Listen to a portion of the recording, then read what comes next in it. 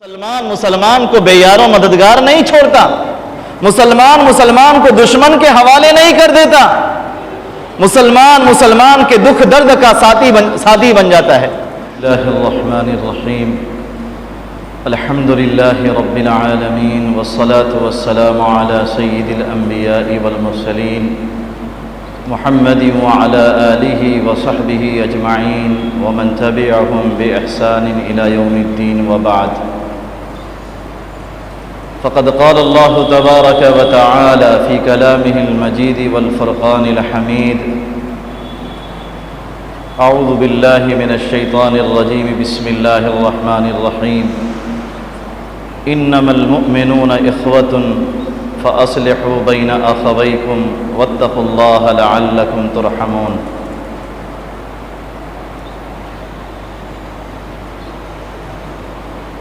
وقال النبي صلى الله عليه وسلم: بحسب امرئ مؤمن من الشر أن يحقر أخاه المسلم، أو كما قال رسول الله صلى الله عليه وسلم۔ میرے بھائیوں، بزرگوں اور دوستوں، حضرات صحابہ کرام رضوان اللہ علیہم اجمعین کی عظمت اور ان کی اہمیت کے تعلق سے بیان کا ایک سلسلہ شروع ہوا تھا۔ خواہش یہ تھی کہ اس موضوع کو ذرا دراز کیا جائے، لیکن کسی خاص سبب سے میں نے آج قصداً اس سلسلے کو روکا ہے۔ انشاءاللہ آئندہ ہفتے ان موضوعات پر گفتگو کریں گے۔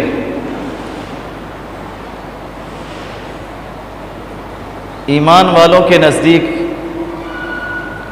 ہر دور میں اور ہر زمانے میں امت مسلمہ کا متحد ہونا، متفق ہونا یہ ضروری ہے۔ رنگ و نسل کے نام پر نہیں، بلکہ کلمہ کی بنیاد پر متحد ہو جائیں۔ خاندان کی عظمت اور اہمیت کے نام پر نہیں، بلکہ اس لیے ہم اتحاد کر لیں کہ ہمارا قرآن ایک ہے اور ہمارے اللہ ایک ہیں، ہمارے نبی پاک صلی اللہ علیہ وسلم ایک ہیں، ہم سب دنیا میں ایک مقصد کے لیے آئے ہیں اور اسی ایک مقصد کو حاصل کر کے دنیا سے جانا ہے۔ دنیا میں ہم سب کا ٹھکانہ بھی ایک ہے، دنیا سے جانے کے بعد بھی ہم سب کا ٹھکانہ ایک ہے۔ دنیا میں ہمارے اندر بہت ساری مشترک چیزیں پائی جاتی ہیں جو ہم کو ایک دوسرے سے علیحدہ نہیں کر سکتی، الگ نہیں کر سکتی۔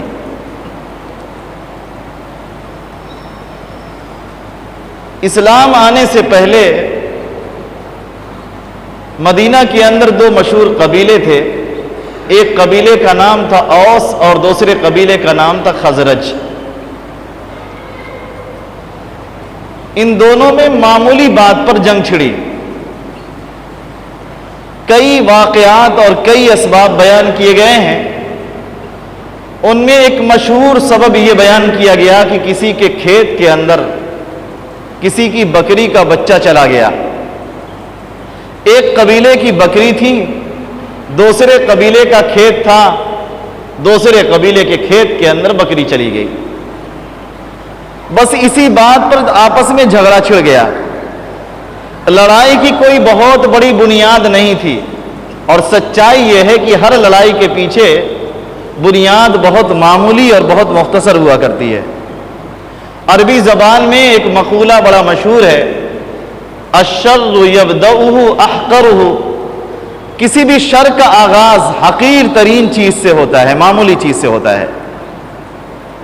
آگ لگانے کے لیے بہت زیادہ شعلوں کی ضرورت نہیں ہوتی، بس ایک ذرا سی چنگاری آگ لگا دیا کرتی ہے۔ پورے کھیت کھلیان اور پوری بستیاں جل کر خاکستر ہو جاتی ہیں ایک ذرا سی چنگاری کی وجہ سے۔ اور اگر ابتدائی مرحلے میں اس چنگاری کو بجھا دیا جائے تو شر بھی وہی ماد پڑ جاتا ہے، فساد وہیں رک جاتا ہے اور انسان بہت ساری تکلیفوں سے اپنے آپ کو محفوظ کر لیتا ہے۔ لڑائیاں کیوں ہوتی ہیں؟ شیطانی اثرات کی وجہ سے جنگیں ہوتی ہیں۔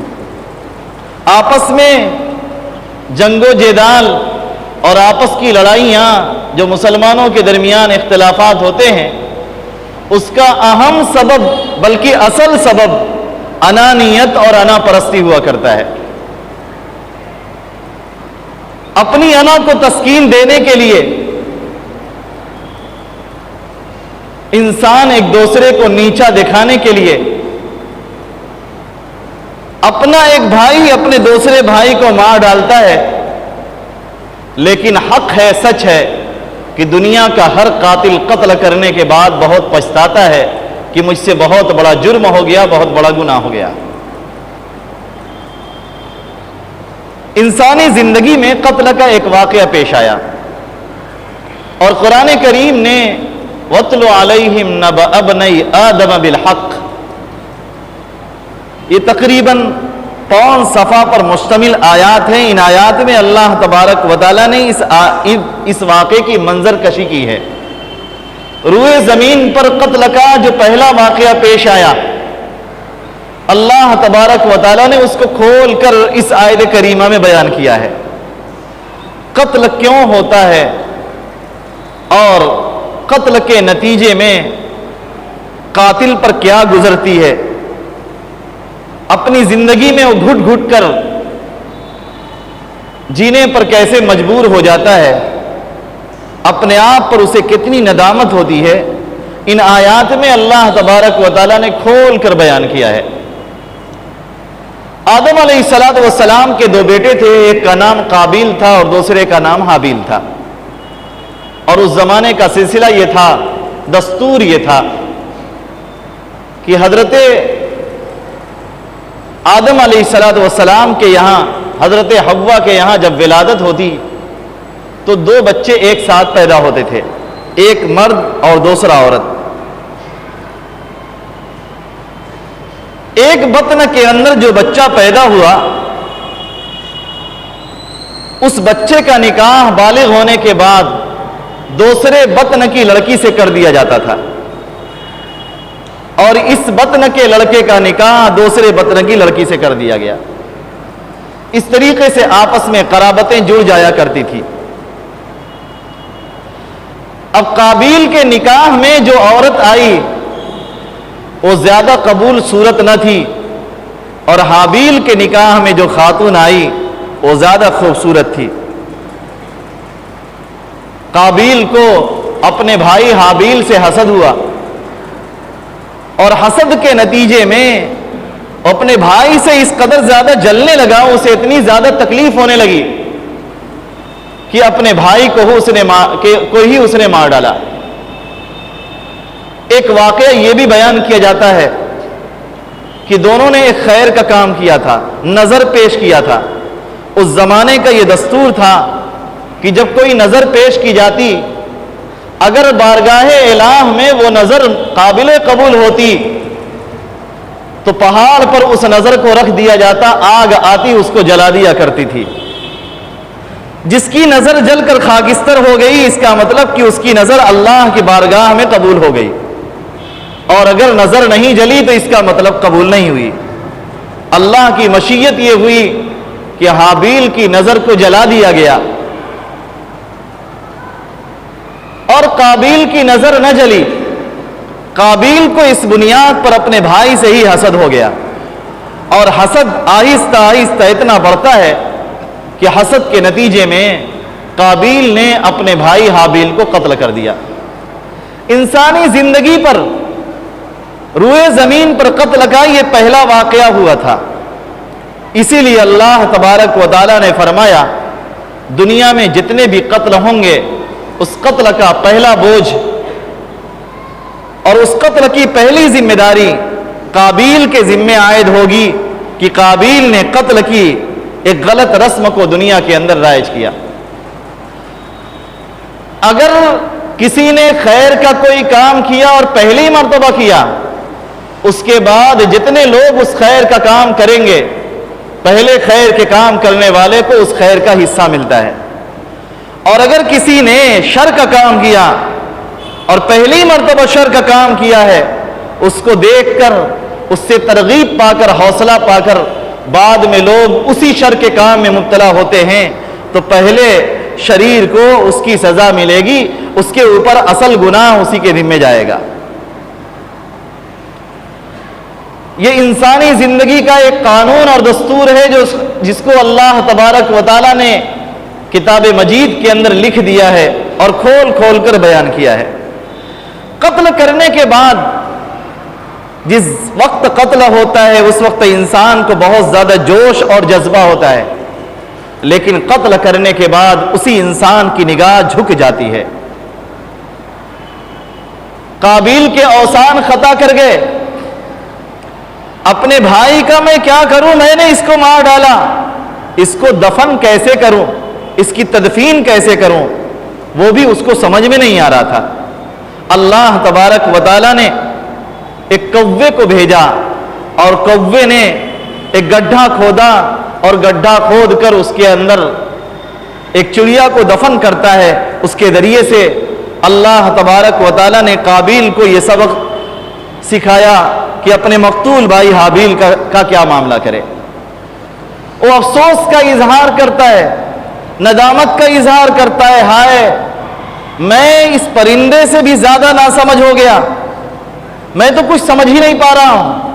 اپنے اوپر وہ اظہار ملامت کرتا ہے اور ندامت کا اظہار کرتا ہے۔ حق ہے، سچ ہے، دنیا میں جب بھی کہیں قتل ہوگا قاتل ہمیشہ بہت پچھتائے گا۔ قتل سے مراد ناحق قتل ہے۔ اگر کسی کو ناحق ظلماً قتل کر دیا جائے تو قاتل کو پچھتانے کے علاوہ کچھ نہیں ملتا ہے۔ اور ایک مسلمان دوسرے مسلمان کو قتل کر دے، جناب نبی کریم صلی اللہ علیہ وسلم نے فرمایا القاتل والمقتول کلاہما فی النار، قاتل اور مقتول دونوں جہنم میں جائیں گے۔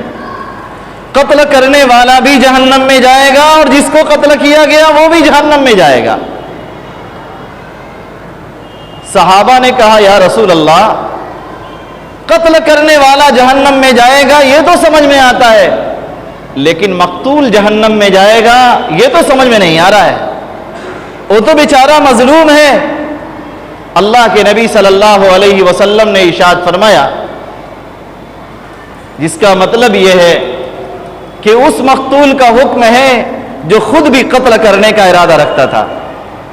دونوں نے ایک دوسرے کو مار ڈالنے کا ارادہ کیا اور دونوں نے ایک دوسرے کو قتل کرنے کی کوشش کیا، ایک غالب آیا، اس نے دوسرے کو قتل کر دیا۔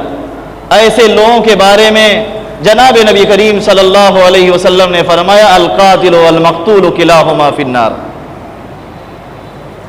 تو جنگیں اور لڑائیاں آپس کے اندر جو جھگڑے ہوا کرتے ہیں ان کی بنیاد نفس اور انا پرستی ہوتی ہے۔ اگر انا پرستی نہ ہو تو جھگڑے نہ ہوں۔ انا پرستی کے نتیجے میں جھگڑے نمودار ہوتے ہیں، اور اسی کو کہا گیا الشر یبدؤہ احقرہ، کہ کوئی بھی فساد اگر رونما ہوتا ہے تو اس کا سبب، اس کا وجہ آغاز کوئی معمولی چیز ہوتی ہے، حقیر چیز ہوتی ہے۔ کہ اوس و خزرج کے درمیان جو جنگ چھڑی اور 40 سال تک جاری رہی، 40 سال میں دونوں طرف سے کتنی جانیں تلف ہوئی ہیں اس کا اندازہ نہیں لگایا جا سکتا۔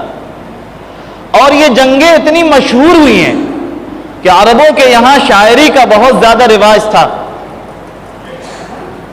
عربی کے دیوان بھرے پڑے ہیں۔ شعراء جنگ کو بھڑکانے کے لیے ایک دوسرے کے خلاف اشعار کہا کرتے تھے، اور ان اشعار کے کہے جانے کے بعد آپس میں لڑائیاں ہوتی تھیں، جنگیں چھڑتی تھیں، اور لمبی لمبی مدت تک جنگیں چلتی رہتی تھیں۔ اللہ تبارک و تعالیٰ نے اسی کو قرآن میں بیان کیا ہے وَكُنْتُمْ عَلَى شَفَا حُفْرَةٍ مِّنَ النَّارِ فَأَنْقَذَكُم مِّنْهَا، تم جہنم کی کھائی کے کنارے کھڑے تھے، اللہ تبارک و تعالیٰ نے تم کو اس سے بچایا ہے۔ قریب تھا کہ انسانیت فنا ہو جاتی، ہلاک ہو جاتے لوگ، اللہ تبارک و تعالیٰ نے بچایا، اور اسی کو اللہ تبارک و تعالیٰ نے فرمایا وَمَا أَلَّفْتَ بَيْنَ قُلُوبِهِمْ وَلَكِنَّ اللَّهَ أَلَّفَ بَيْنَهُمْ۔ اے محمد صلی اللہ علیہ وسلم، آپ نے ان کے دلوں کے اندر جوڑ پیدا نہیں کیا، ان کے دلوں میں الفت اور محبت آپ نے پیدا نہیں کی، بلکہ الفت اور محبت پیدا کرنے والے ہم ہیں۔ ہم اللہ نے کلمہ کی بنیاد پر، ایمان کی بنیاد پر ان کے دلوں کو جوڑ دیا ہے۔ ایمان والا ایمان والے کا بھائی بن جاتا ہے، اس کا دشمن نہیں رہتا۔ ایک مومن کی دوسرے مومن سے ہمیشہ دشمنی رہ ہی نہیں سکتی ہے۔